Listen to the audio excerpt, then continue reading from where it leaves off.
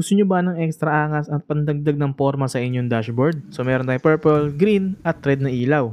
So ito nga pala ang ating LED na T5 peanut bulbs. So tara, samahan nyo akong install. So ito ang ating motor na si Red. So una na tatanggalin sa kanya yung kanyang side mirror at yung ating bracket, no, para ma-access natin yung dashboard natin sa ilalim. So same procedure din ito sa ating mga motor. So kailangan nyo lang din ma-access yung inyong mga dashboard para mapalitan natin yung ating mga peanut bulb. And ito na yung ating ilalim, guys. So meron dyan mga itim na parang bilog. So yan yung holder, yung socket ng ating mga peanut bulb or T5 LED lights. Yan. So huhugutin lang natin yan and then re-replace natin, no. So make sure lang na hindi baliktad kasi pag baliktad, hindi yan iilaw, no.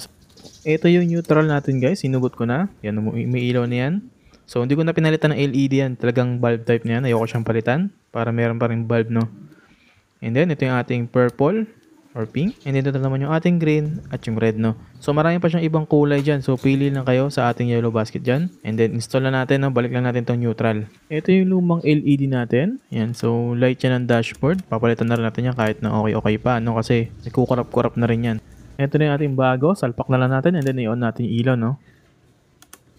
So, tatlong LED yan, guys. Taas, sa gilid, tsaka sa kabilang gilid, no, para iilaw talaga yung buong paligid ng ating dashboard. And yun, guys, yung continue nyo lang, dire-diretso lang. Install nyo rin iba't ibang gearing. Kung gusto nyo palitan yung neutral, yung signal lights, pwede nyo palitan yung LED natin. So, papass forward ko na lang yan. And then, yun lang ang ating video, guys. So, kung gusto nyo rin yan, pwede nyo i-order rin yan sa ating yellow basket. I-check out nyo na yan. And yun lang, guys. Kita-kits tayo sa susunod nating video.